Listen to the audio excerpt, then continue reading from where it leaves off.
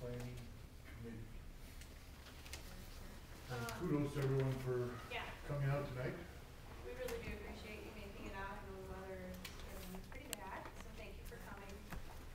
Just out of courtesy to you all, we wanted to make you aware that we are giving you a date. So we'll go ahead with the approval of the minutes for December 6th. It has been drawn to our attention that we had Wayne only present on the minutes.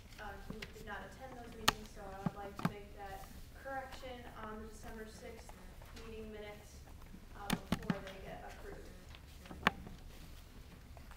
We have a motion to approve as corrected. So moved. We have a motion and second. Any other discussion? If not, all in favor say aye. Aye. Minutes are approved. So, update on plan progress. All right. Everybody submitted their rough hazard scores, so I was able to turn those around and weight them according to the state hazard mitigation plan, which weighted it by 45% for probability, 15% for severity, 10% magnitude, and 10% duration. So I weighted those. All right. This is what we're going to look at first. I gave each city their hazard scores. The first 3 pages are the rough scores that you submitted to me. The next 3 pages are how they ended up being weighted according to the state's weighting system. And then the next page is alphabetically listed what the weighted score is and its rank. And then the last page is ranked by hazard score. Just so you can kind of see how things fall in life. I do not, but I can get. So you don't, the public can't get those right now? Don't have it? Yeah, I don't have to give you right Okay. now, but you can have them if you want. Just curious. If you want to take a look at one, you can. No problem.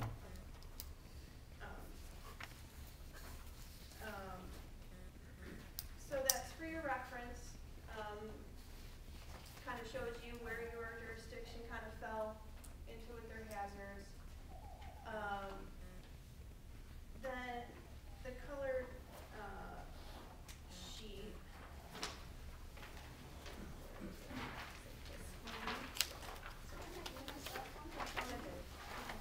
This handout is taking all of the hazards weighted with the state's weighting system, timesing it by your percentage of the total population of the county.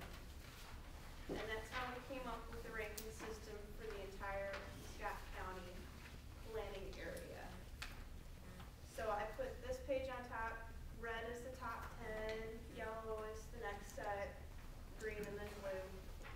Just so you can kind of take a look at them. One suggestion, and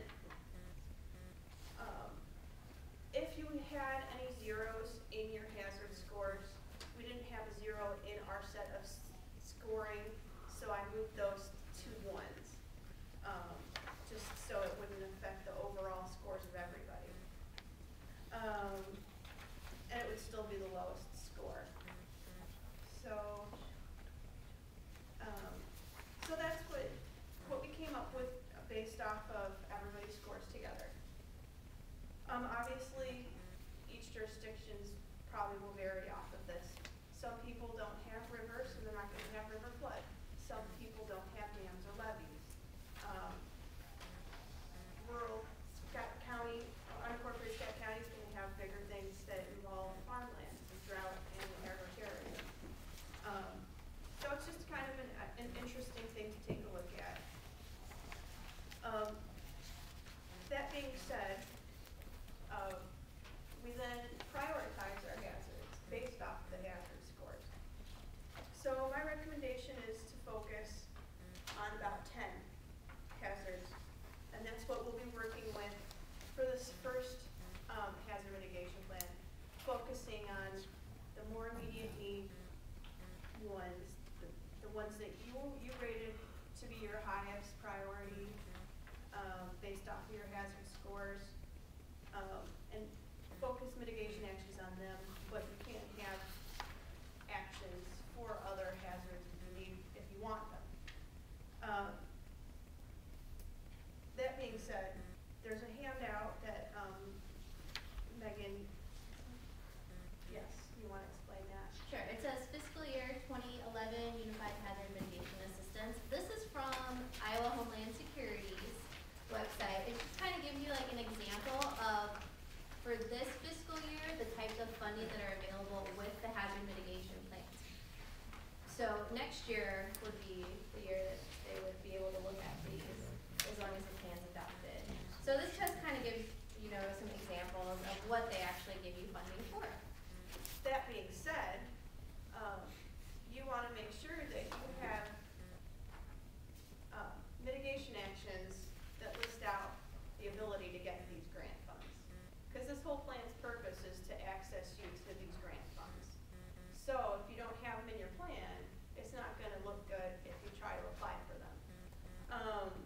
So whether or not you ever plan on creating a tornado shelter, or I mean, if there's something completely obvious that you don't ever plan on doing, you don't have to put it in there. But I highly recommend that you take a look at what the funding, what projects they're funding, and you consider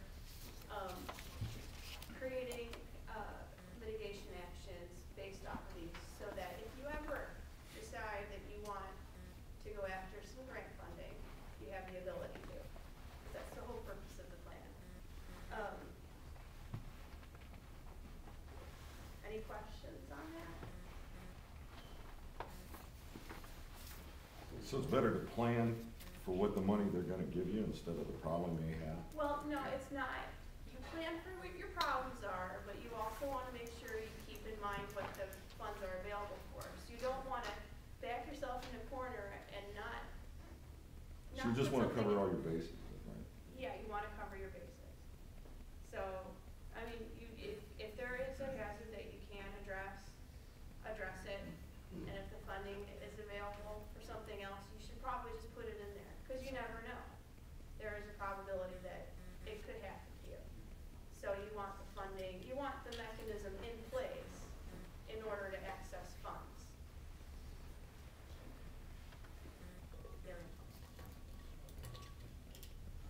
I didn't understand, is the plan going to focus on the first 10? Is that what you said? We are going to try focusing on the first 10, based on the fact that those are probably more immediate concerns to your community because they rated higher. In the priority section, you can move them around, and you just need to explain to me why you want to put something up higher than it actually scored out. I would also suggest things like tornadoes, if they're not in your top 10, probably should be, just because whether it ended up being because of a probability or because there are other things that affect your community more immediately. Tornadoes can happen anywhere, anytime, so they should probably end up in your top priority level. It's better to find a grant. So Laura, clarify this point. This is a multi-jurisdictional hazard mitigation plan Right. that all the communities are going to adopt.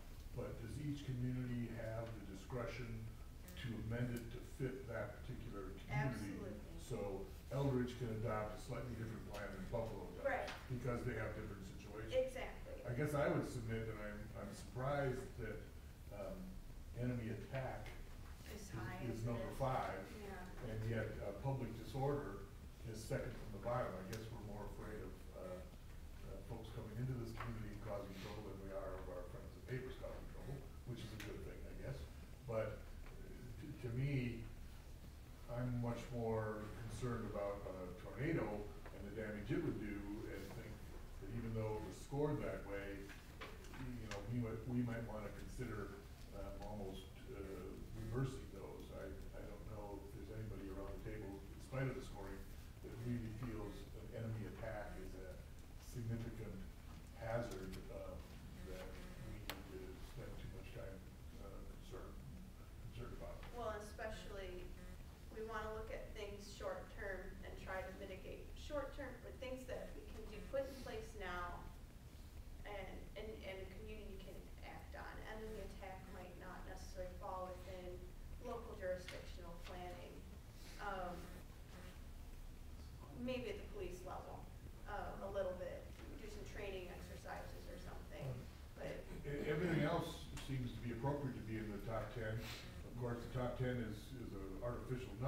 because to me, tornado, hailstorm, and energy failure are also things that we're more likely to face